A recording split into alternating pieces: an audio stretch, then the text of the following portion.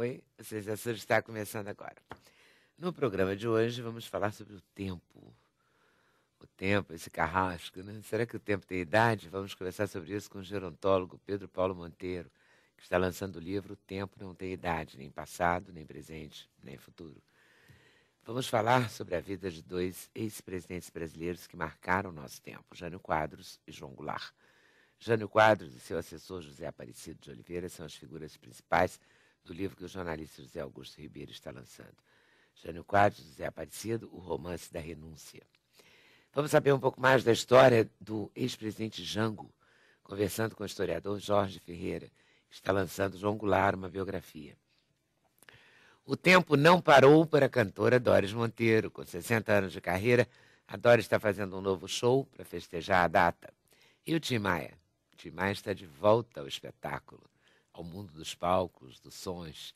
Tim Maia, Vale Tudo, o musical. O ator Tiago Abravanel foi escolhido pelo jornalista e produtor Nelson Mota para ver o papel do síndico Tim Maia. Ele tem recebido as melhores críticas, não é? Sobre o espetáculo, sobre o trabalho dele. Já já a gente conversa. Jânio. Até porque o Jânio veio antes do Jango, vou começar pelo Jânio. Você consegue explicar a renúncia do Jânio no livro? Eu tento. Que eram as forças ocultas? Não era. Ele nunca falou em forças ocultas. Jura? Ele falou em forças terríveis. Aquela frase não é verdadeira? Não é. Quem falou em forças ocultas foi o presidente Getúlio Vargas na Carta Testamento. E o Jânio ficava danado da vida, ficava enfurecido, perdia a cabeça, porque forças ocultas era sinônimo de cachaça. Saiu uma marca de cachaça depois da renúncia chamada Forças Ocultas. É mesmo? É. Mas o Jânio também perdia a cabeça facilmente, ou não? Às também vezes é fingia, lenda? Não, às vezes fingia que perdia. Às vezes ele era muito teatral, né? O que na época era até mais necessário do que agora. Era uma maneira que ele tinha de controlar as coisas, era fazer o teatro dele. Então, havia todo aquele folclore, por exemplo, aquela frase que ele nunca disse, filo porque quilo. Ele também nunca disse? 50 anos de ridículo em cima do Jânio, não disse. Um dia eu convivi com ele, já bem depois dele ser presidente, e ele me disse, você sabe que eu não diria uma coisa dessas porque é mau português. Depois eu tive a história detalhada, que foi contada pelo Otto Lara Rezende, que era muito amigo do Jânio, e o Otto, conversando com ele, disse assim, ô presidente, por que você fez tal coisa? Aí o Jânio disse, Otto, começou a andar pelo gabinete, disse, Otto, filo, aí parou, disse um palavrão, disse assim, olha só que barbaridade essa língua portuguesa. Mas a frase que ele dizia não era filo porque quis, fiz porque quis. Né? Que é então, muito mais... 50 anos depois, ainda se acredita nesse tipo de... Mas como ele era uma pessoa tida como conhecedora da língua portuguesa... professor. Profundamente, professor de português. Era possível, porque está correto, não está, do ponto de vista do Não, português. ele achava que estava errado. Filo ele achava? Está errado. É feio e errado. Feio é? Eu ouvi isso. Feio e errado. O Jânio foi uma pessoa encantadora? Fascinante. É mesmo? Fascinante. Muito engraçado. As piadas dele eram irresistíveis. Agora, como é que eu vou dizer? Essa coisa da frase forças ocultas, ele ficava furioso na hora. Eu consegui um bom depoimento dele sobre a renúncia quando eu perguntei a ele, filmando para um depoimento, eu disse assim, presidente, no documento da sua renúncia, e ele estava já pronto para pular. Voar na jugular. No seu documento, o senhor não falou em forças ocultas. O senhor falou em forças terríveis. Ele disse assim, sim, eu conto. E deu um depoimento em que mencionava pressões que o governo dele sofria, e sofria mesmo, né, por motivos políticos e por motivos econômicos, né? E o agravamento dessa coisa toda levou o Jânio à renúncia. Muita gente acha que ele queria voltar liderando um golpe militar.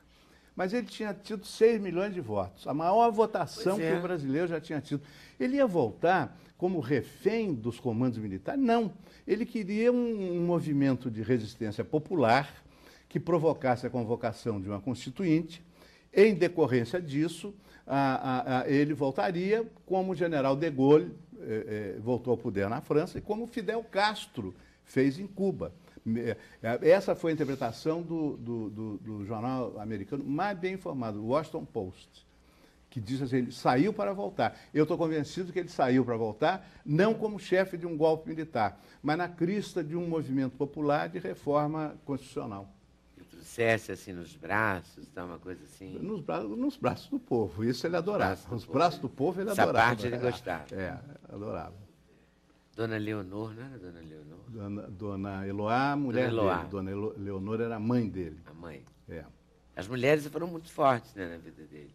A Dona Eloá era uma presença suave, né, discreta, mas acho impressionante. Que ele usava quando precisava. Uma vez eu participei de um programa de televisão com o Jânio e não me lembro qual foi o jornalista que fez uma pergunta qualquer, talvez o Antônio Brito. E ele deu uma resposta ríspida, né, no estilo dele.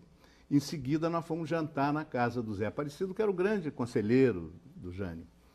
E eu vi a dona Eloá chamar o Jânio, conversar baixinho com ele, o Jânio volta e dirige para o Brito assim, cumprindo ordens da Eloá, quero pedir desculpas ao prezado jornalista. O homem poderoso como ele, quero pedir desculpas cumprindo ordens da Eloá. Era fascinante. E o Zé Aparecido foi uma figura decisiva. Foi. O Zé Aparecido oficialmente era só o secretário particular. Mas na prática, como eu verifiquei na pesquisa para o livro, ele foi, de fato, o primeiro-ministro do Jânio. Coisa que, quando eu comentava com ele, ele negava. Dizia, você não tem direito de dizer isso, eu era só o secretário. Não, você, de fato, era o primeiro-ministro.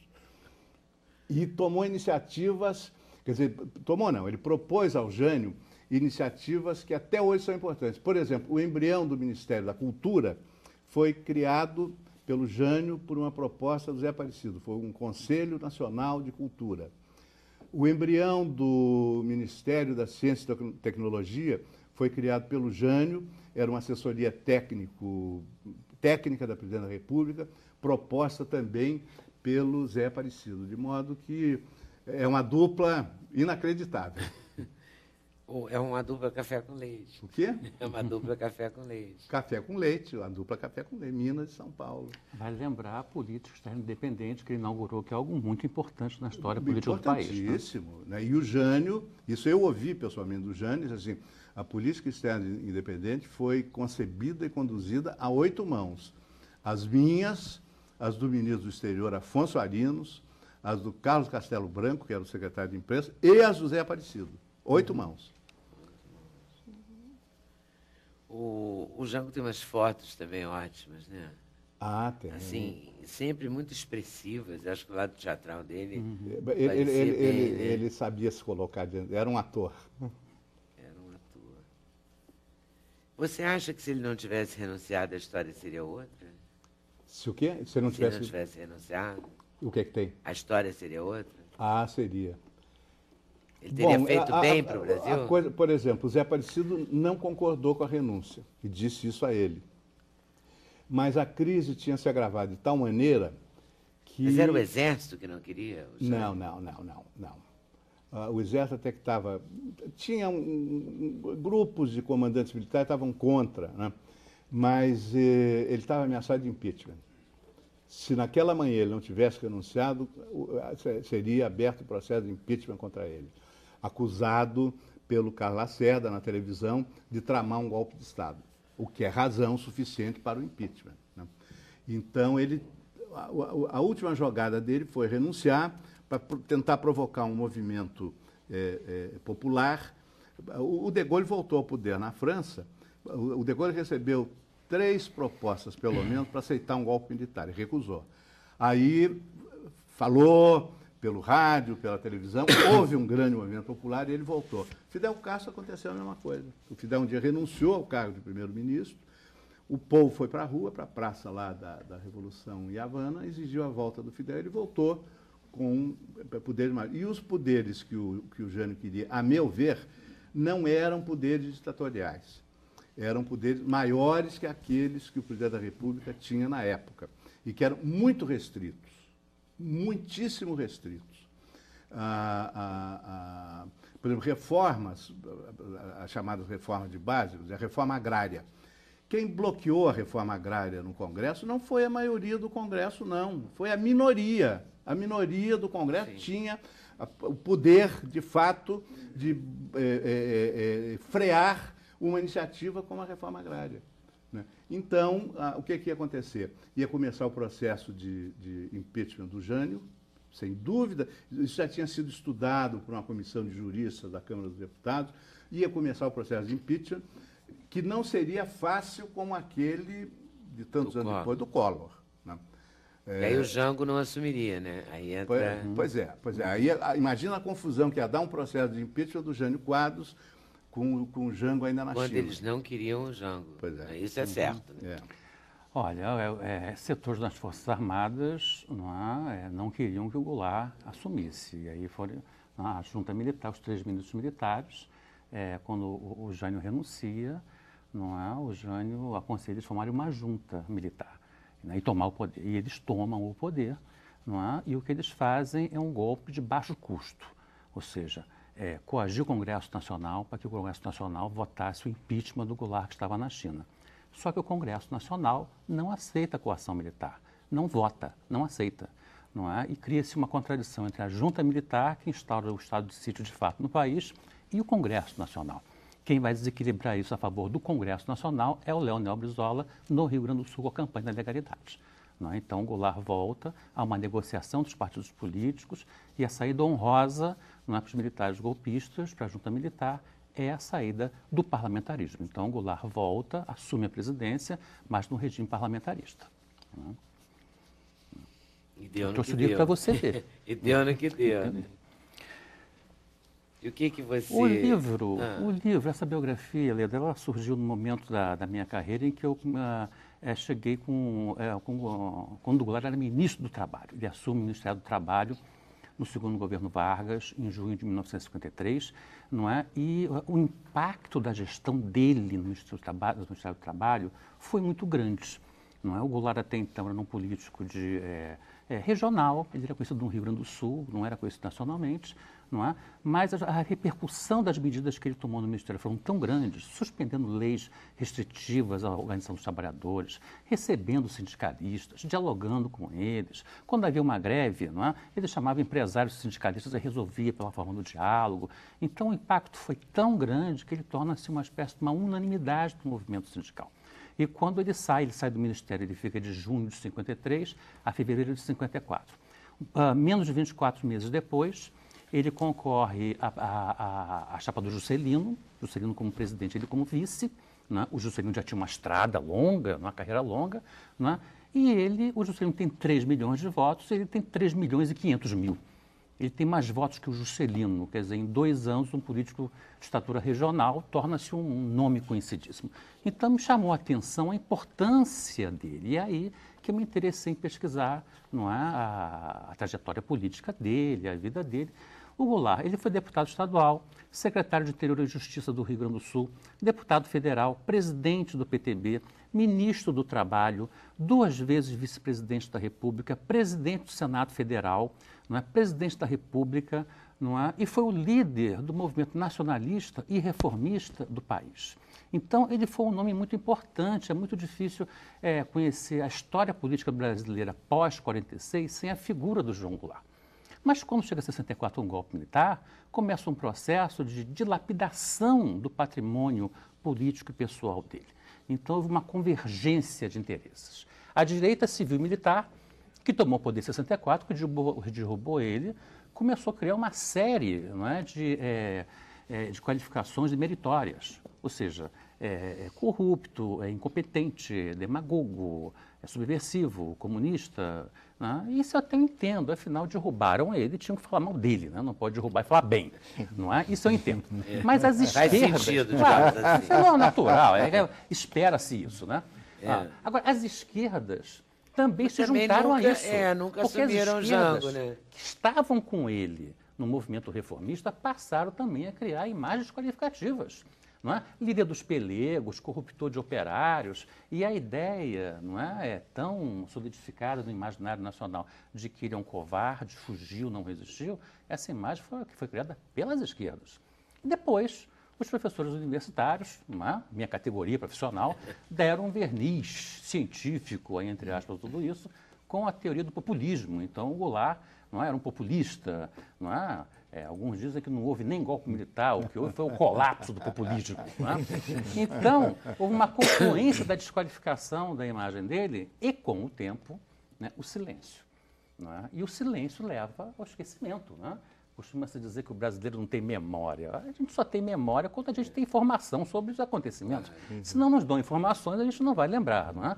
Então, o Goulart ele foi sumindo, os livros não aparecem, livro didático são 2 linhas no começo de 13 de março. Não é?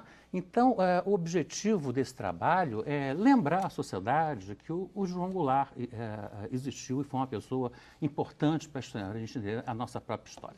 Agora, não é um livro, né, laudatório sobre ele, né, apenas de elogios às suas qualidades, mas também não é um livro que fica repetindo esses jargões, não é demeritórios. É um livro...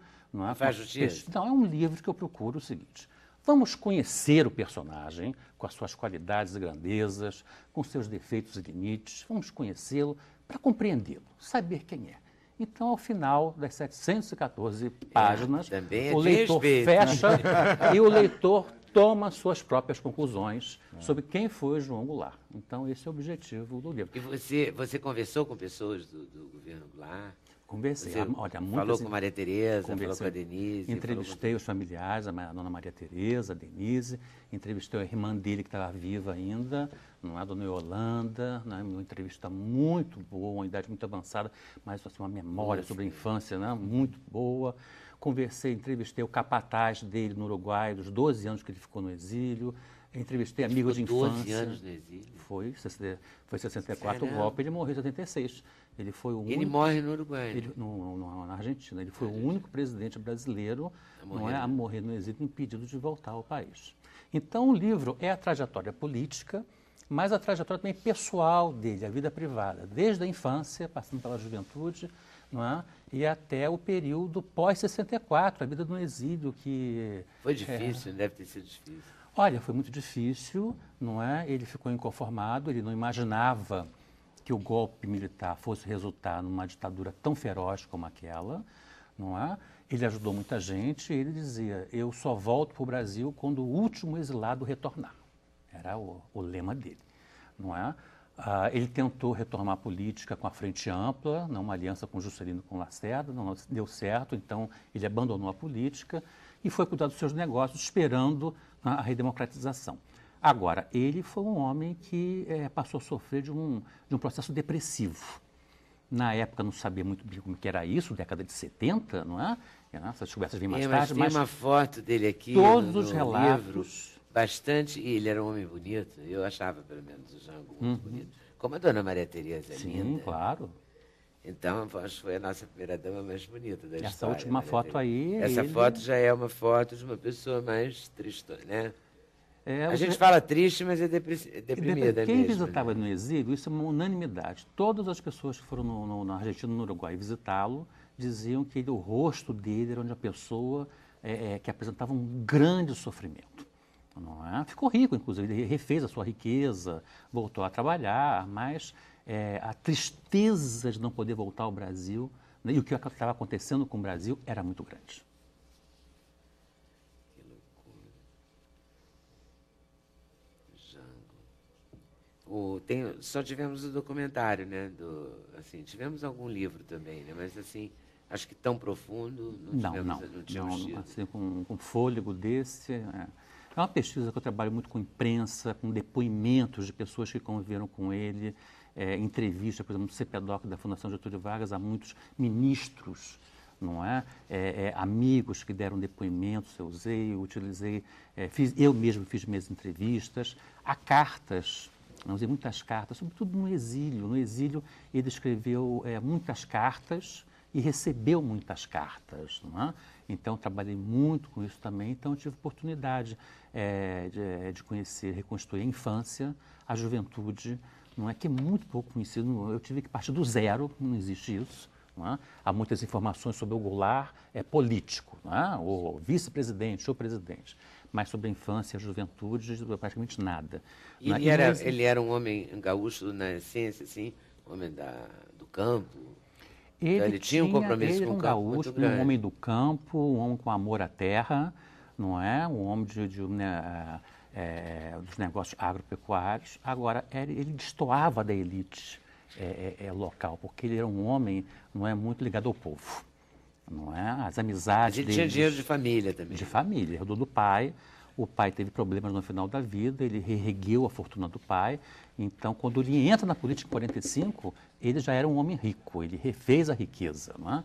Então, ele já era um homem rico. Agora, sempre foi a personalidade dele marcada por isso, ou seja, não adianta ter um país rico, não é, com pessoas pobres, com uma injustiça muito grande. Talvez essa seja a marca do Goulart, o que diferencia ele de outras personalidades, ou seja, ele queria o desenvolvimento econômico, mas também com justiça social. Não basta ter um país rico, não é, com uma sociedade profundamente injusta. E daí as reformas que ele tenta levar adiante e que não consegue. Não é? O Jânio tinha que tipo de preocupação maior no governo dele? Muitas preocupações sociais, muitas preocupações econômicas. E achava também que havia já no Brasil ineficiência administrativa e até corrupção que era preciso combater. Daí se tentou estabelecer uma diferença entre o suposto moralismo, o puritanismo do Jânio e o não moralismo, o não puritanismo do Jango. Nenhum homem no Brasil foi tão investigado como o Jango. E o Juscelino também. E o Juscelino também. Nossa. E o Brizola. Também. Os três. Também. Os três. E nunca se descobriu nada. O Jango era rico, como o Jorge está dizendo. Sim, mas era rico porque era rico, nasceu rico. Nasceu rico, mas aumentou a fortuna da família. Sim, mas Goulart, antes de chegar ao poder. O Goulart foi acusado, com a acusação contra ele de corrupção, chega a ser para rir. Ele foi acusado de roubar um vaso de plantas do Ministério do Trabalho e levar para o seu sítio em Jacarepaguá. E depois, essa foi a acusação, uma que os militares fizeram. Roubou um vaso de plantas no Ministério do Trabalho. E outra acusação foi que ele pegou restos de tinta que sobrou de Brasília, da Constituição de Brasília, para pintar o seu apartamento. Quer dizer, um homem riquíssimo. Isso é tão ridículo que não pega. Mas há poucos anos saiu um livro sobre o Jango, dizendo que o Jango nunca se preocupou com as reformas. Só falou em reforma na mensagem que mandou ao Congresso Nacional, mensagem redigida pelo Darcy Ribeiro, que ele mandou ao Congresso Nacional 15 dias antes de ser deposto. Bom, em 1960, 14 anos antes de 1964, eu entrevistei o Jango em Paris, no hotel Georges V. E quando fui levado para a suíte onde ele estava, havia numa mesa assim, de leitura, né, com uma lâmpada de leitura, uns documentos que eu, como repórter, me sentia no direito de meter o bedelho, de fuçar. Eram documentos do Papa João XXIII, documentos já de convocação do futuro Concílio Vaticano, que pregava as reformas sociais, especialmente a reforma. Estava lido pelo Jango, tudo marcado a lápis. Quando ele chegou, começamos a entrevista. Ele disse, como é que chamava esse concílio? Tem Mater et Magistra e a Pacem in Terris. Esses documentos eram documentos preparatórios, anteriores às encíclicas. Aí o Jango chegou e começou a falar em reforma, em 1960. Esse livro, de 2000 e pouco, diz que ele nunca falou em reforma. Eu ouvi do Jango isto. Ele mostrou os documentos, ele percebeu que eu tinha dado uma fuçada ali. Ele disse, pois eu sou acusado de ser comunista porque eu prego as reformas sociais, especialmente a reforma agrária, mas a reforma que eu prego é a do Papa João XXIII. O Papa é comunista? Eu ouvi isso do Jango. Então, ainda recentemente saiu um livro, né, dizendo que o Jango só se preocupou em reforma no fim da vida, o que não é verdade. E o Jango era comunista? Não. Ele era um trabalhista, ele era um homem do PTB, do Partido Trabalhista Brasileiro. Ele era um herdeiro, foi um herdeiro do Getúlio? O herdeiro político de Getúlio Vargas já percebendo que não é, que era finito, né? Alguns não entendem que são finitos, né? Getúlio percebendo isso, não é? Muito bem, passou o bastão. Quando ele convida o Goulart para ser presidente do PTB em 51 e ministro do Trabalho em 53, ele estava passando o bastão da liderança do trabalhismo.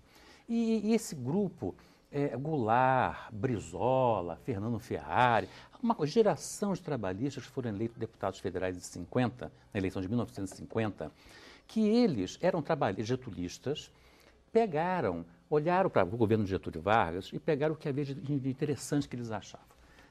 Leis sociais, nacionalismo, empresas estatais, governo que intervém na economia, desenvolvimentismo, e associaram isso às ideias de esquerda que corriam na Europa e na América Latina.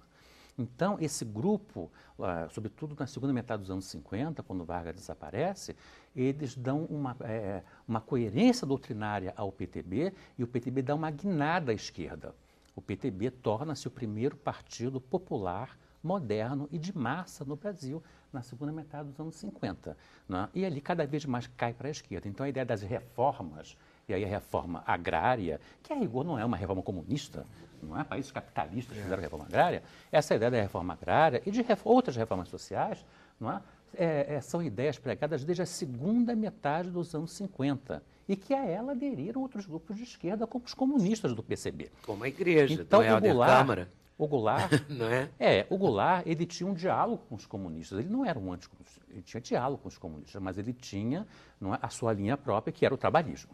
Não é? Eu posso definir como um trabalhista. O Jânio a gente pode definir como... Ele não queria acabar com a propriedade privada da terra. Ele dizia assim, até porque ele era um proprietário. Não, ele disse assim, eu quero criar 1 milhão, eu quero criar 1 milhão de novos proprietários.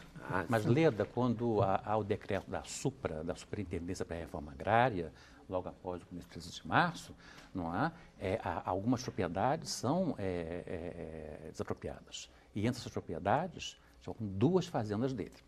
Não é? Ele teve 2 fazendas desapropriadas por um decreto que ele próprio assinou. Então ele não estava brincando, não. Entendeu? Aquilo não era brincadeira, não. Ou seja, né, para ele, a reforma agrária... Vamos lembrar também que a estrutura agrária brasileira dessa época não é como hoje. Hoje é o agronegócio. Naquele tempo não havia. Naquele eram latifúndios e produtivos. Então, havia muita terra para ser realizada a reforma agrária. Eu entrevistei Maria Tereza e ela me dizia, Jorge, ela me disse isso, Goulart falava comigo dentro de casa que queria fazer reforma agrária. Político não faz demagogia com a esposa dentro do lar. Entendeu? Não faz. E ele provou quando desapropriam 2 fazendas dele. Entendeu? Ele autorizou, né, a expropriação. Agora, se me permite, se eu tivesse que qualificar o Jânio, eu acho uma dificuldade de entender o Jânio. O Jânio é um líder conservador. Como existe na Europa líderes conservadores, não é? E ele herdou do Juscelino uma batata quente. O país estava endividado, não é? O país estava com as contas descontroladas, não é? O Juscelino entregou para o Jânio uma batata quente, esperando que o Jânio resolvesse aqueles problemas, não é? E Juscelino, retornasse a 65. Só que o Jânio renuncia 7 meses depois, e a batata que estava quente, ele entrega a batata esturricada para o Goulart, entendeu? Então o Goulart recebe uma batata ali fervendo. Né? Então, ele foi, a meu ver, foi um governo conservador. O que ele fez, o Jânio fez? Fez acordo com o FMI, não é? Cortou o subsídio à gasolina, o subsídio ao trigo. Não, são medidas ortodoxas, conservadoras. E as esquerdas viram isso com um verdadeiro horror. Não é? E também é criado. Botou o maiô das moças do Miss Brasil. Não, quer dizer, não fez umas coisas assim? Isso foi o Jânio. O Jânio, né? Essas medidas... Pois o Jânio. O Jânio, quando se fala do Jânio, se fala em coisas assim, pueris. Né? Proibiu desfile de missa de biquíni, proibiu corrida de cavalo no dia de semana, briga de galo. Se é que briga de galo tinha que proibir mesmo, né? Porque é uma barbaridade.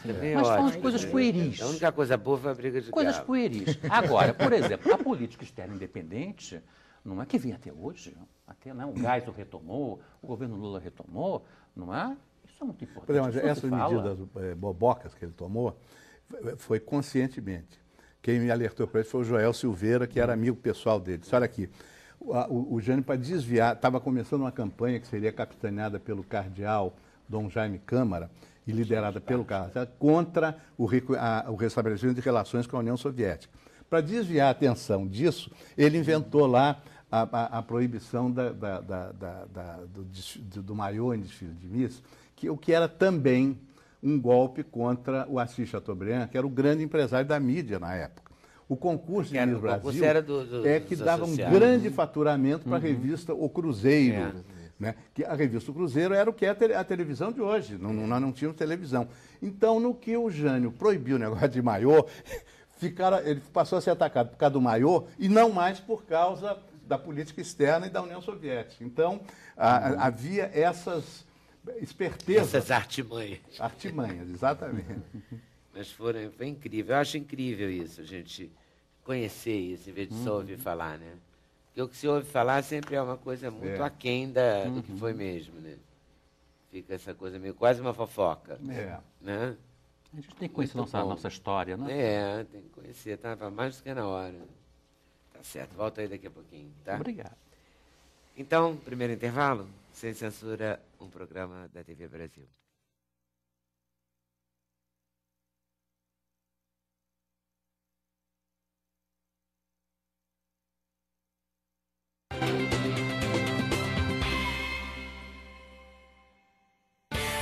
O endereço eletrônico do Sem Censura é www.tvbrasil.org.br/sem censura. Para participar do programa, o e-mail é semcensura@tvbrasil.org.br. No Twitter, acesse twitter.com/scensura. Telefone 0 operadora 21 2283 3000. Fax 0 operadora 21 2232 3271. Uma viagem, né? Esse programa hoje está uma viagem, assim. Vou viajar no Tim. Querido Tim. Vale Tudo, musical, com texto adaptado da biografia Vale Tudo, escrita pelo Nelson Mota, que já é bárbara. Aí dizem que o musical é bárbaro. Vai fazer uma longa carreira, que já me falaram. Não, em outubro vai para o Leblon, né? Já me deram, assim, vários pontos. Você arrebentou, hein? Tá arrebentando a crítica toda. É muita responsabilidade. Te elogia, né? Beça, todo mundo que foi falou comigo que você é o máximo. Como é que você se sente o máximo? Eu estou muito feliz, assim, é uma responsabilidade muito grande representar um artista, mas principalmente um ser humano como foi o Tim. E mais do que representar um personagem de uma história de ficção, é você representar uma pessoa que realmente viveu e que ainda está no inconsciente das pessoas. Então, assim, para mim foi um presente e um desafio muito grande de estar vivendo esse homem sem limites aí. E você é muito novo, né? Você tem 23 anos ainda. Tenho 23. E para mim, e é muito louco, assim, porque as pessoas acho que não imaginariam ver um Tim Maia branco, paulista, no Rio de Janeiro, fazendo um negão carioca. Então, acho que talvez tenha sido essa a surpresa de poder estar fazendo esse trabalho agora e me divertindo, me emocionando e ver a reação das pessoas e das pessoas que conheceram o Tim. Foi um processo muito bacana nessa criação desse personagem. Eu cheguei a ver umas 20 horas de vídeo do Tim. Foi um processo de pesquisa intenso e muito rápido. A gente ensaiou o espetáculo em 1 mês e meio. E você passou num teste, você fez um teste? Como é que foi isso? Fiz, eu mandei meu material. Você tinha uma história Eu faço teatro musical desde os 15 anos. É mesmo? Eu tenho 23 agora. Você tem uma carreira, né? Eu já fiz... Esse é meu 8º musical. Uau! Obviamente que o primeiro grande personagem agora... E aí o processo foi muito bacana e muito intenso, porque a gente em 1 mês teve que levantar. Você mandou material? Que material? Fitas, assim? É um currículo com as coisas que eu já tinha feito e uma foto. Obviamente o Sandro Chain, que é o produtor do espetáculo, já me conhecia por eu ter trabalhado no Hairspray, aqui no Rio, em 2009. E aí eu mandei meu material para a Cissa Castelo, que era produtora de elenco, e aí ela... falou, vou mandar para o Sandro, ver o que ele acha. Aí quando o Sandro comentou com o João, eu tenho um ator que eu queria que fizesse o teste. Quem é? O Thiago Bravanel. Ué, mas Thiago Abravanel, ele é parente do Silvio Santos, vai fazer Tim Maia? Como assim? E aí eu fui fazer o teste, acho que foram uns 20 candidatos, e a princípio eram 2 atores que iriam fazer o personagem. Então eu passei, teoricamente, para fazer o Tim Maia mais novo, e aí teriam a audição para o Tim Maia mais velho. Aí na primeira leitura, ainda não tinham achado o Tim mais velho, aí o João falou, não, vamos botar o Thiago para fazer tudo. Eu, ai meu Deus do céu, que resposta. Mas estamos aí vivendo esse artista delicioso, polêmico, intenso. É muito louco, assim, parar para pensar o quanto esse cara viveu, assim. Foram 55 anos de vida, parece que ele viveu 200, assim. É muito louco. Incrível. Você leu o livro do Nelson? Nossa, mergulhei, engoli o bárbaro, livro, né? é delicioso. Leiam o livro, quem puder ler, porque assim, é divertidíssimo e emocionante. bárbaro. Eu lendo, eu Muito parava para bom. pensar e falei, não é possível que um ser humano é capaz de fazer essas De aprontar atrocidades, tanto. essas loucuras, e ir no limite, se ele pudesse cheirar. Se você falar assim, ele vai cheirar uma carreira de cocaína, não, ele cheirava 12. Era uma loucura. Tudo era muito, né? Tudo era o excesso. O Tim não tinha limites. Eu defino assim o Tim como um artista, mas acima de tudo um ser humano sem limites. Sem limites. Muito bom. Gente. Total. Divertido, engraçado. Bom, aqui ele vinha.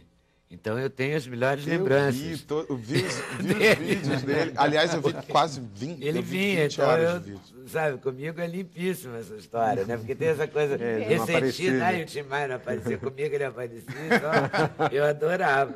Eu me divertia muito. A gente chegou a botar uma vez ele aqui como secretário de Justiça, uma pessoa assim do Rio, que agora eu vou esquecer quem é. Eu vou esquecer porque já tem muitos anos. Não é porque eu vou esquecer, esqueci mesmo. E ele falava com o secretário sobre drogas. Você tinha que ver o que foi. Olha. Eu vi, acho que Uma umas duas. maravilha. Ele era Muito bom. muito divertido, mas ao mesmo tempo uma pessoa extremamente sensível. Vitória né? Regia, ele trazia os discos para vender. Olha, muito bom. Ele era máximo, né? Muito bom. O Thiago, e você começou a fazer musical, assim, começou no musical, quando você fala que começou com 15 anos? Eu comecei com 15 anos, eu fiz A Voar, do Vladimir Capella, um espetáculo que ele montou Você decidiu que ia ser ator ali? Com 15 Acho que anos? antes. Antes? Eu sempre fiz teatro desde os...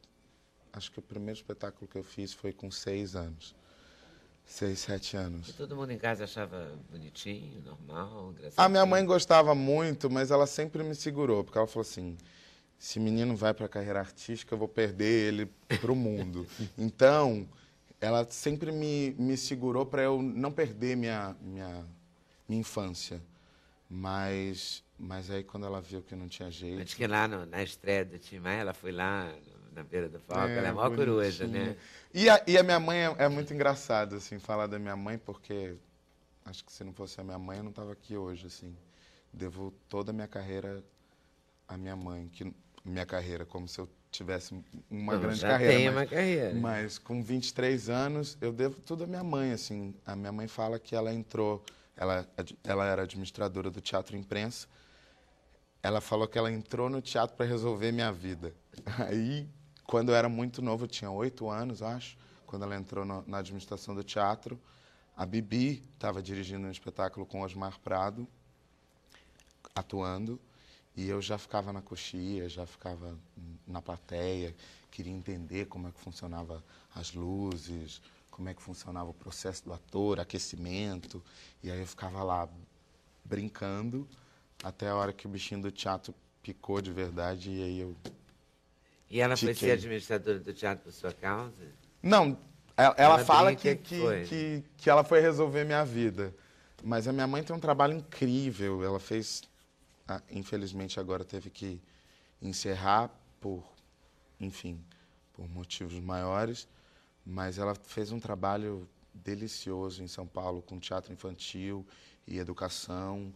Minha mãe criou o Centro Cultural Grupo Silvio Santos, que é o incentivo à leitura através da educação. Então, minha mãe levou mais de 3 milhões de crianças no teatro em 10 anos.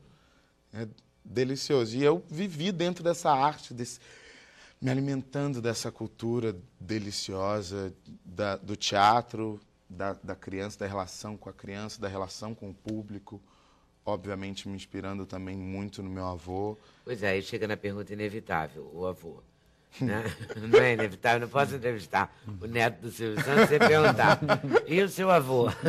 Ele acompanhou, ele sabia que você ia ser ator, ele incentivou, ignorou? Quando eu tinha, acho que lá pelos 15 anos, ele foi meio duro comigo nesse sentido de: você tem certeza que é isso que você vai querer fazer? Porque, afinal de contas, ele tinha noção do que era uma vida pública, mais do que ninguém, né? Então, ele me colocou na parede nesse sentido. E aí eu falei: eu não consigo me ver atrás de uma mesa de escritório administrando um banco. Jamais, assim, não consigo. A arte fala dentro de mim, é borboleta no estômago, é vontade de dizer o que eu sinto para as pessoas, vontade de contar histórias, vontade de, enfim, de poder, de certa forma, emocionar o público e emocionar as pessoas com a nossa arte, com a arte do artista. E aí ele falou: então, eu estou do seu lado. E eles já viram? Ele já viu? O Tim ainda não. Ele já assistiu outros espetáculos meus, mas ele ainda não veio pro Rio. Mas o Tim é que ele tem que ver, porque ele já deve ter... Alguém já contou para ele, ou ele leu, né? Ele me ligou semana passada. Ele me ligou semana passada. Estava orgulhoso? Ficou muito feliz, estava orgulhoso. Disse que não ia poder vir agora por conta das comemorações de 30 anos do SBT, mas que quando ele puder, ele vem aqui pro Rio. Tô nervoso. Vai ser esquisito fazer o espetáculo no dia que ele tiver? Eu já fiz, né? Já fiz espetáculo com ele, né? na plateia. Mas esse você é o protagônico. Pois é. Você é o protagonista, né? É engraçado porque esse espetáculo, ele tem muito a quebra da quarta parede, porque o Tim, sem o público dele, ele não era nada, né? Então... Você interage, assim? O tempo inteiro. A gente conta a história dos 12 anos de idade até os 55. Então, eu quase não saio de cena um minuto, só para trocar peruca ou coisas parecidas, assim, tem um intervalo no meio. Mas essa troca com a plateia, essa cumplicidade dentro do espetáculo é muito bacana, porque o Tim tinha isso com as pessoas, né? Então, a gente quis, através da vida dele, dividir essa vida não só no show, mas dividir as carências, as crises, as felicidades do Tim fora do mundo artístico, né? Muito bom. Acho que vai ser fortíssimo esse dia que ele vier, né? Porque você vai render mais ainda. Não acha, não? Eu fico emocionado sempre quando eu vejo alguém que eu gosto na plateia, sempre me dá um geladinho, assim. Na própria estreia tinha muita gente, mas eu fiquei realmente emocionado quando eu vi na segunda fila o Erasmo, que era amigo pessoal do Tim. E o Erasmo chorava. E eu, meu Deus do céu, eu tô fazendo a vida de um cara que se relacionou, que era amigo daquele moço que tá na segunda fila, gente. Então, você entra numa piração, num envolvimento de energia e emoção muito grande, né? Muito bom. A gente tem um trechinho. Sobe, né? Hein? Adrenalina Sobe, né, Dóris? Uma loucura. Você fez Miss Saigon também, né? Fiz Miss Saigon, de musicais grandes eu fiz Miss Saigon e Hairspray. Miss Saigon em São Paulo e Hairspray aqui no Rio. Vamos ver um trechinho do Vale Tudo, Tim Maia?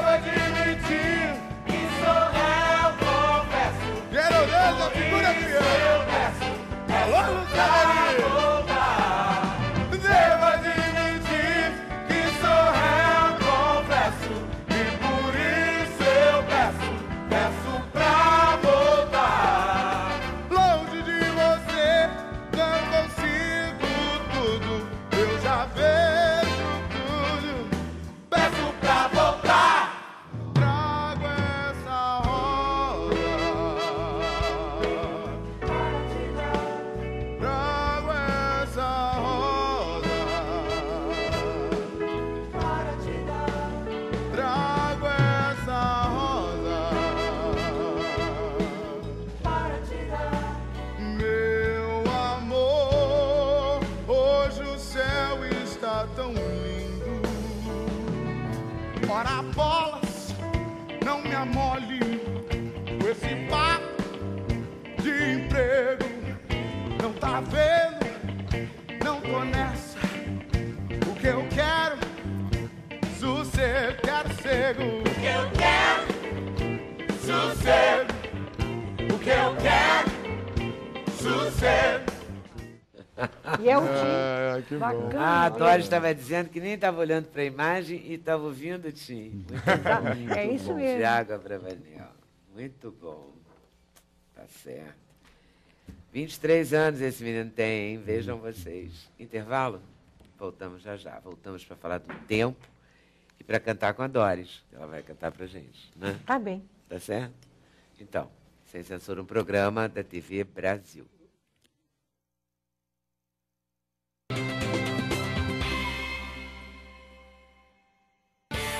O endereço eletrônico do Sem Censura é www.tvbrasil.org.br/sem censura. Para participar do programa, o e-mail é semcensura@tvbrasil.org.br. No Twitter, acesse twitter.com/scensura. Telefone 0 operadora 21 2283 3000. Fax 0 operadora 21 2232 3271. Então, o tempo, Pedro Paulo Monteiro. Pedro Paulo é gerontólogo. O livro se chama O Tempo Não Tem Idade, nem passado, nem presente, nem futuro. E ele manda a gente reinventar a história da gente com o tempo. Como é isso, hein? Como é que se reinventa a nossa própria história? Porque, na verdade, a memória ela é dinâmica, né? É. Nós temos Também. uma tendência, né, a achar que tudo é muito fixo como uma fotografia, né? Mas, na verdade, nós estamos modificando o tempo inteiro. Então, a partir do momento que eu consiga reviver algo do passado, né, trabalhando isso, ressignificando isso no presente, eu reinvento a minha história aqui, agora.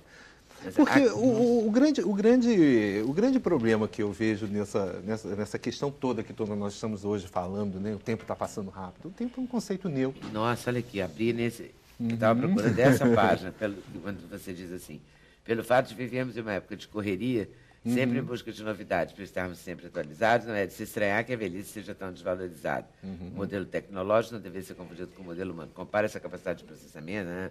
Tudo, a gente corre o dia inteiro. Isso. A gente acha que o tempo... Isso.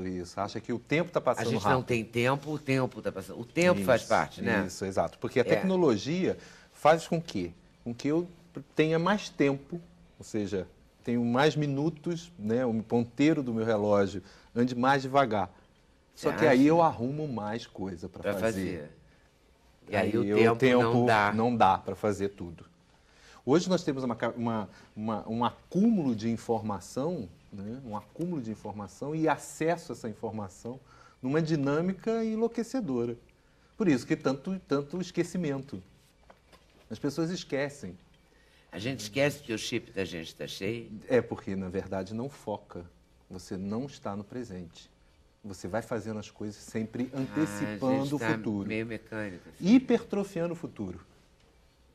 É uma ginástica de hipertrofiar futuro.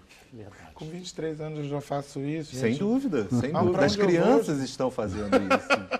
Exatamente. É verdade.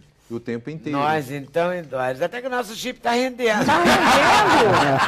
Ah, tá rendendo. De vez em quando eu deleto algumas coisas do HD para ficar melhor. Mas essa é a chave. Eu queria só a lembrar chave. que o Sérgio chave, Silva sim. agradecer a sua presença, que vai tocar com a Doris, já sentou aqui para ficar. Eu vejo mais que nós precisamos selecionar. É isso. Deletar algumas coisas. Deletar, porque a Então, gente não pode ter isso que tudo. Doris falou. Sim, Deletar sim. é... Eu costumo dizer que tem gente que não consegue nem ir ao banheiro porque não quer perder nada. Nem fezes. Intruzes. Tem uma prisão de ventre porque não se desapega. Né? Você Então acha quer reter isso? tudo, quer ter. Qual que é a tua formação?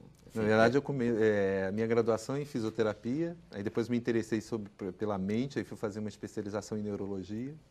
né? Aí depois eu fui fazer comecei a trabalhar com o corpo e comecei a perceber que o corpo tinha uma história, que os nossos músculos, né, contêm a nossa memória. E aí eu resolvi avançar, fui, né, enveredando por algumas formações dentro da área da bioenergética, né? E aí depois eu achei que tinha mais coisa, aí eu fui para o xamanismo com os índios norte-americanos, né? E aí eu já estava transcendendo demais, eu precisava o chão. Aí eu fui fazer o meu mestrado, né, em gerontologia, que foi o primeiro, né? Eu fiz na PUC de São Paulo, junto com a Unicamp, foram os 2 primeiros aqui no Brasil, né? E aí eu voltei, retornei, né, à Terra, e hoje eu vejo isso, né? Quanto que esse corpo, né, nós guardamos, nosso corpo é um corpo poroso, né?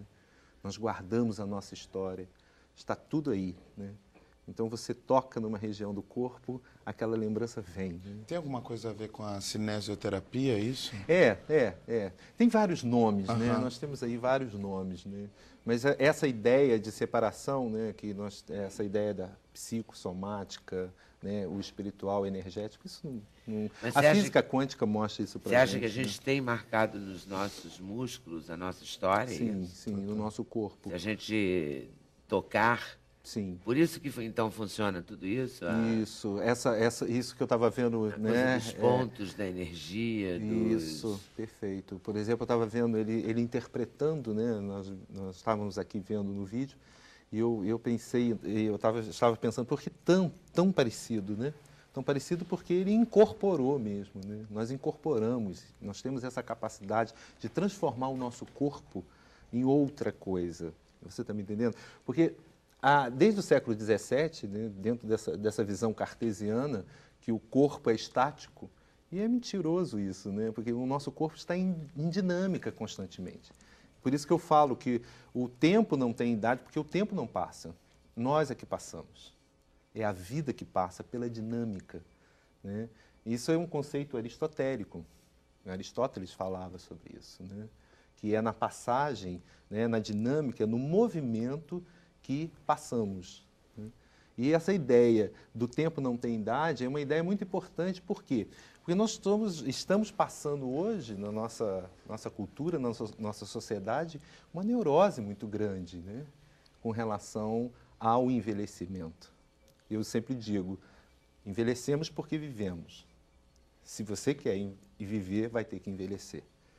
E essa ideia de finitude é uma ideia, não adianta a gente falar, se eu morrer, não é assim que a gente fala, é quando eu morrer.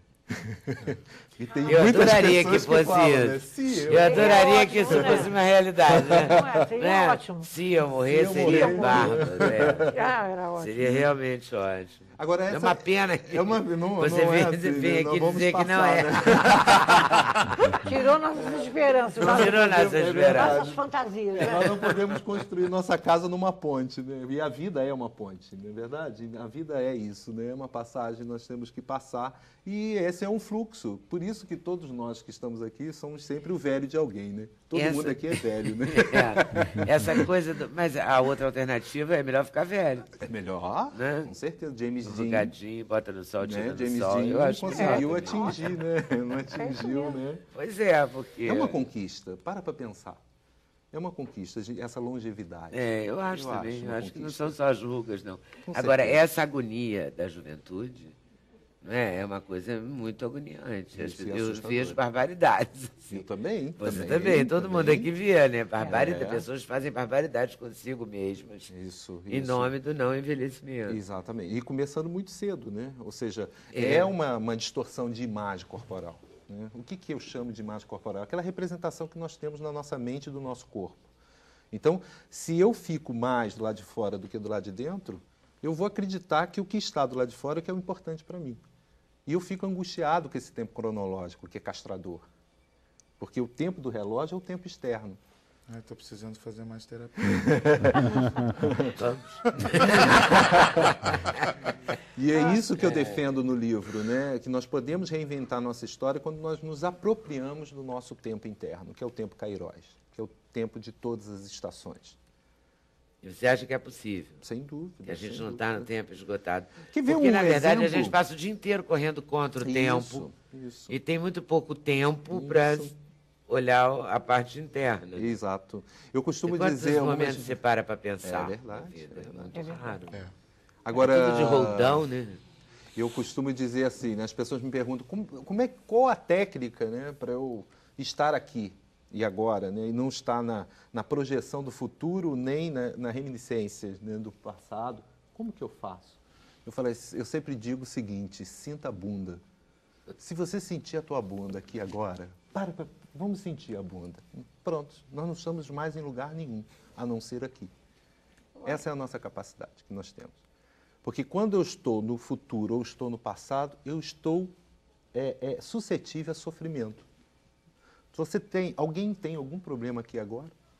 Não. Agora, se pensar amanhã, ou se pensar no que aconteceu, nós começamos a sofrer.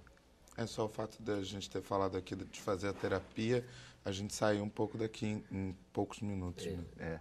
Nós É temos muito essa louco. capacidade de sair rapidamente. Porque às vezes também é a E única esse alternativa registro para a gente ficar aqui, né? das informações no DNA é muito louco, né? Porque realmente isso tá na gente, né? Vivendo o personagem assim como o Tim, obviamente eu não vivi o que ele viveu, mas poder interpretar isso fica. Isso meio que prega aí você. Fica Adere, e né? até você entender que aquilo é um. Sai desse corpinho que você tá te perdendo. Porque é muito louco, é muito louco isso mesmo. E nós fazemos isso. Eu costumo dizer que nós incorporamos, né, papéis, o papel do nosso pai, da mãe, do irmão, da irmã. Nós vamos incorporando, né, os papéis da família, né, e isso vai nos distanciando da nossa capacidade de saber quem somos. Sim. Preste atenção em você mesmo, né? A mensagem é essa. Isso. Volta Sinta a aí. bunda. Vou tentar sentir. A gente tem que tentar, né? Sentir. Isso. Mas essa de senta a bunda, e eu achei ótimo. É prático, né? Prático. É super Que é, inclusive, prático. o próprio lugar para sentar mesmo. não é Qualquer lugar. verdade? Em qualquer Pronto, lugar. senta ali e pronto. Isso, estou aqui. Até parece que é fácil assim, né? É só sentir. Ah, mas é Mas difícil. pelo menos o jeito que ele fala né? Como ele fala, parece que... Mas eu sinto assim, uma rapidez. Eu digo, meu Deus, hoje que dia é? Já? Nós já estamos no Natal de novo? Já estamos. Mas Eu estou com impressionante. morrendo de medo de sair e entrar no shopping, que eu acho que já vai ter um Papai Noel, porque o ano passou tão rápido. Se eu encontrar um, eu vou sair correndo. Não, porque é sinal que o ano acabou. Acabou. Pensa bem, já é setembro. Já? Não é? Então, Daqui a gente- pouco é outubro, porque é assim, não dá nem tempo de perceber setembro. E eu fico muito desesperada porque eu adoro viver. Eu acho que, bom, acho que todo Ah, mundo, eu né? também, acho que todos nós aqui, Todos né? nós, né? Ninguém discorda Adoramos dessa tese. viver, né? Então, para mim, eu acho que o tempo devia parar um pouquinho, porque está correndo muito, mas está correndo Está muito. correndo muito. E antes eu não sentia isso. Mas agora eu vou fazer 77 anos, então aí eu queria... Às vezes eu penso, meu Deus, podia voltar uns 20 anos só para eu poder viver mais. Até porque é um certo descompasso, né? Você não sente que você tem 77 anos. Não sinto, Não é? eu não sinto isso. Claro. Existe uma pergunta que diz assim: quantos anos você tem se não soubesse quantos anos você tem? Quantos anos você teria se você não soubesse quantos anos tem? É difícil isso. É difícil. Porque difícil, a idade é cronológica, né? É. É uma idade numérica, né? Ela não Exato. diz nada, né? Mas nós dói. sabemos que a gente não vai viver muito além de 100 anos, não é verdade? A gente sabe disso. Ah, então né? vamos pensar nisso. em 100 anos, Vamos que é pensar. uma A boa gente- proposta. isso. 100 anos É tá a bom. melhor proposta que nos fizeram até agora. Pra ser sincero. Ô, Doris, Doris isso é uma começou qualidade, menina, né? não começou menina? Eu comecei com Eu estava 16 aqui falando que esse menino começou menino, mas Tiago, você é. começou menina. Eu comecei com 16 anos. Não era com você que a sua mãe ia junto? Era. Fui eu quem seria a mãe no contexto da vida artística. Porque eu tinha 16 anos e aí eu só queria cantar, né? Eu comecei a cantar no programa do Renato Mussi, na Rádio Nacional.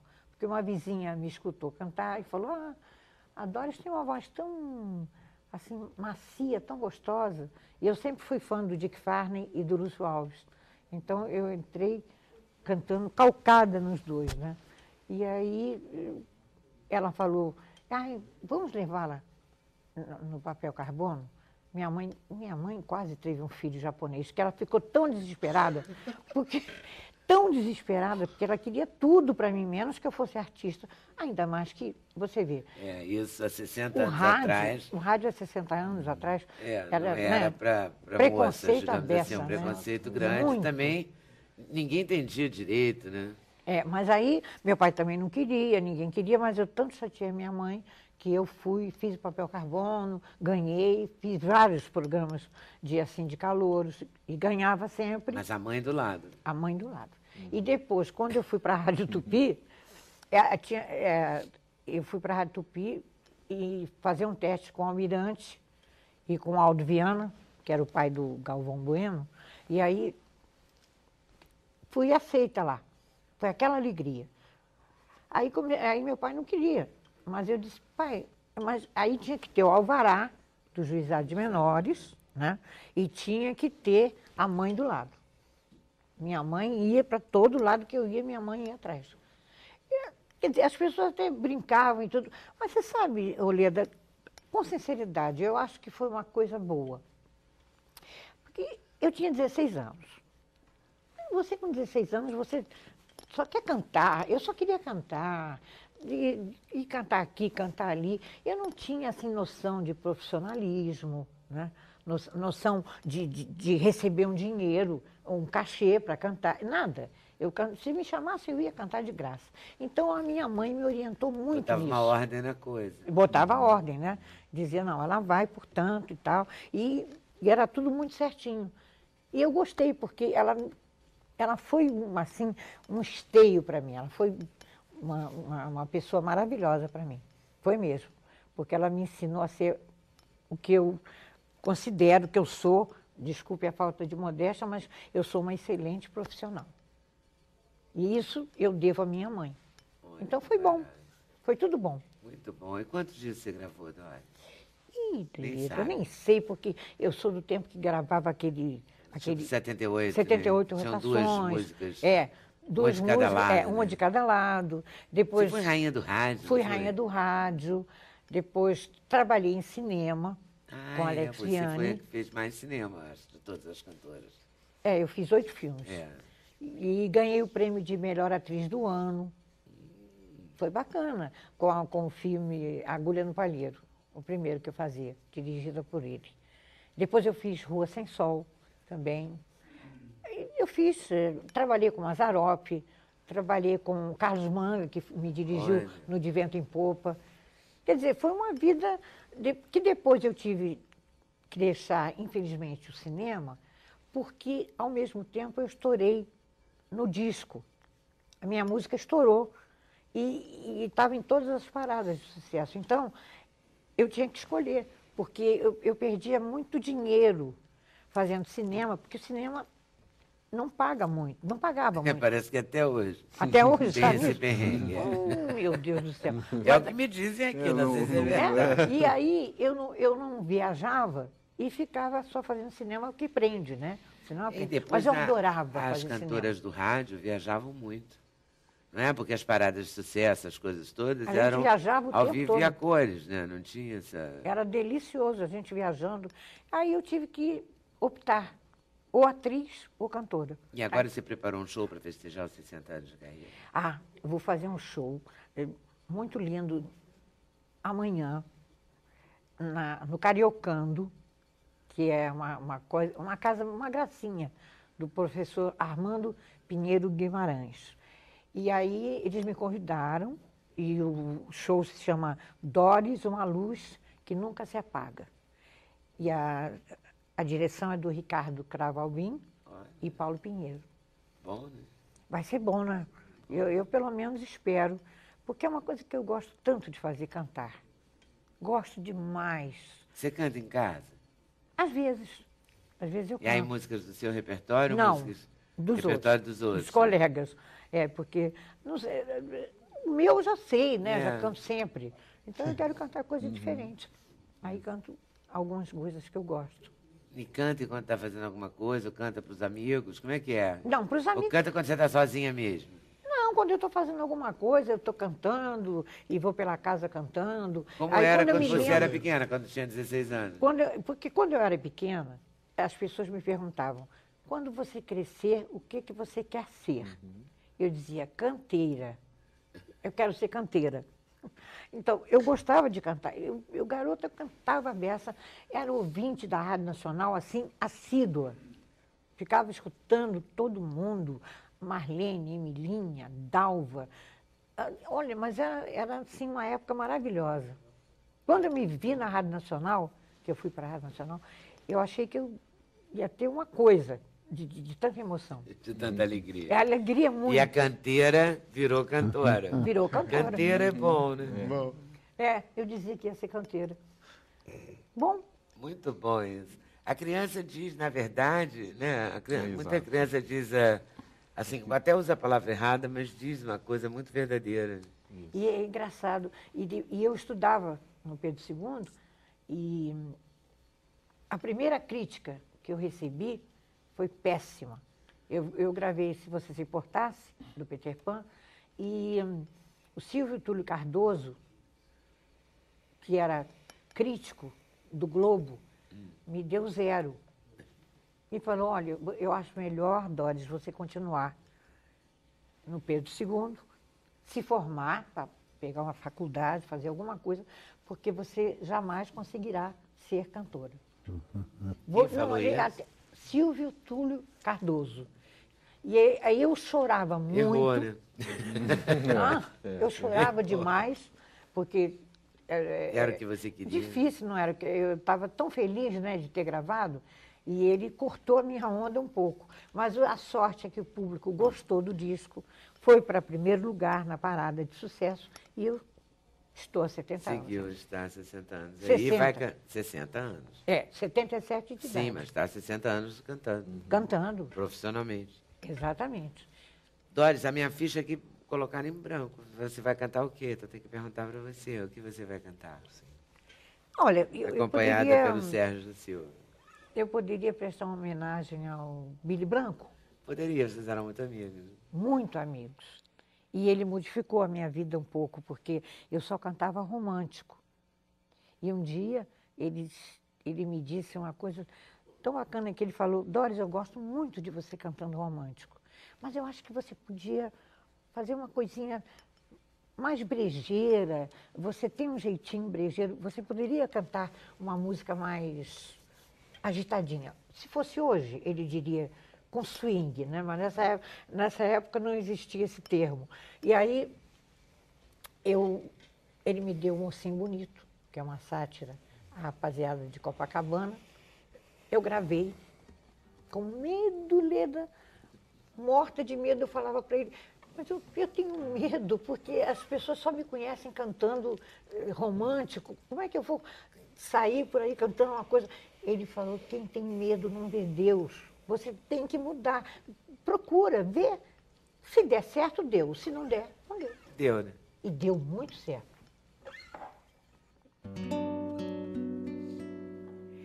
Mocinho bonito, perfeito improviso, do falso granfino. No corpo é atleta, mas no crânio é menino, que além do AVC, nada mais aprendeu. Queimado de sol, cabelo assanhado, com muito, muito cuidado. Na pinta de conde se esconde um coitado, pobre farsante que a sorte esqueceu. Contando vantagem, que vive de renda e mora em palácio. Procura esquecer um barraco do Estácio, lugar de origem que há pouco deixou. Mocinho bonito que é falso malandro, de Copacabana, o mais que consegue é real por semana. E a mana do peito jamais lhe negou.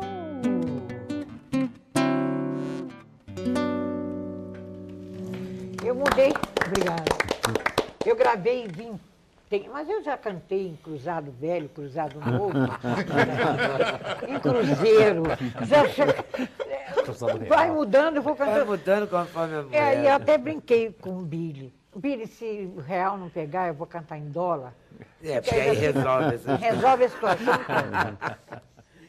eu vou te explorar aí mais daqui a pouquinho. Tá bem. Intervalo, voltamos já já. Sem censura, o programa da TV Brasil.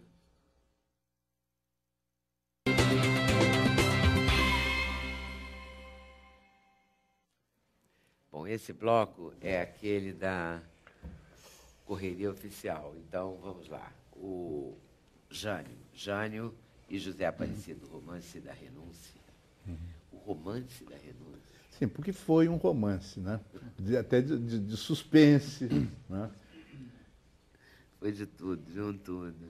Vamos entender melhor Jânio e José Aparecido. Adorei aquela foto que o José Aparecido, a capa de um dos volumes. Eles Primeiro cochichando, né? Trocando confidências, que é o volume 2. Né? E no volume 1, ele está à sombra, né? Atrás. Numa distância regulamentar. O Jânio andava quase correndo, de um jeito assim muito engraçado. Então, para acompanhar o Jânio, tinha que acelerar. E sempre com os pés meio tortos, que nem aquela foto histórica. Do Ernst Schneider. Do Ernst. Do Ernst Schneider. Olha que barato isso. E aqui temos João Goulart, a biografia do Jorge Ferreira. Ambos estão nas livrarias, nas melhores casas do ramo, com certeza. Né? 139. Onde está também o livro da editora Gutenberg, que é da minha querida Rejane Dias. O livro do Pedro Paulo Monteiro, O Tempo Não Tem Idade, que vai ser lançado amanhã na Bienal. Amanhã na Bienal, né? Ele é lançado amanhã mesmo, na Bienal, no Pavilhão Verde P09. Às quase 15 um código, horas, né, é um código. A seguir, Diverso. P09. Pavilhão Verde, amanhã às 15 horas estarei lá. Né? E depois você. Depois sou eu, às 5 horas da tarde, nesse mesmo endereço. Nesse mesmo Também não tenho a menor ideia de como é que é, mas eu vou lá. Nós dois. Dará certo no final. Ou então não é o final. Exatamente. Então, eu estou às 15 horas. Isso, Pavilhão Verde, P09, eu às 15 horas e Leda Nagre às 17. 17 horas. É mole o que mais? No estande do Grupo No Editorial estande do Grupo Autêntica. Gutenberg, claro. De Minas Gerais para o mundo. Tiago Bravanel, então nós estamos em cartaz. No Carlos Gomes até o dia 11 de setembro, dia 16 e 17 em Recife, dia 24 e 25 em Curitiba e reestreamos no Rio de Janeiro no Oi Casagrande, dia 30 de setembro. A animação perde. Tua vida está animada. Uma loucura. Uma loucura. É bom isso. É gostoso, é gostoso. Bom, está muito novo, a pilha está novíssima. Novíssima. A pilha nova. Tá ótimo. É pouco isso, pode acrescentar muitos mais. Pelo amor de Deus, o gordo não vai aguentar, gente. A pilha está nova, aguenta. Não é, Dória?